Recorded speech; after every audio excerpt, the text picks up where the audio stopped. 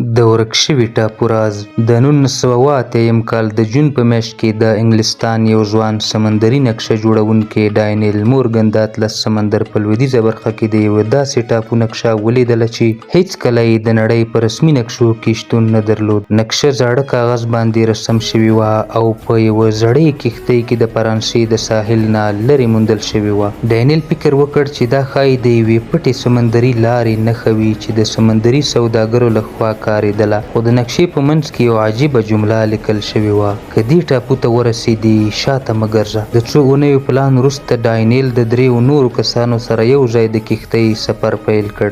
3 ورځې وروسته د ماښام پر مهال د سمندر پر سر یو سپین رڼا لرونکی ښکاره شو او د نقشې سره سم د ټاپو بڼه ورو ورو راښکاره شوه. ټاپو شین خو چوپ و، د مرغانو اواز نه و، باد هم نه لګېده، یوازې د اوبو ورو ورو څپو د ساحل شګه لنده کوله. د ټاپو منځ ته تللو سره هغوی یوه زړه کلا وموندله چې دروازې یې نیمه پرانیستې وې.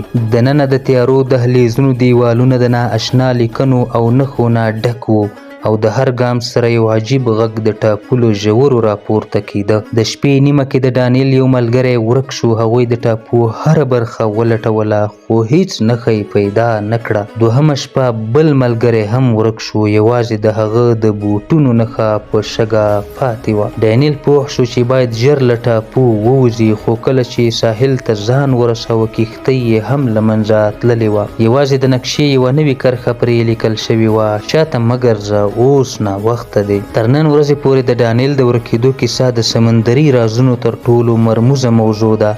د هغه کښتۍ هیڅکله ونه موندل شوه او ټاپو بیرته د سمندر په منځ کې ورک شو، داسې ورک شو لکه چې هیڅ موجود نه وي.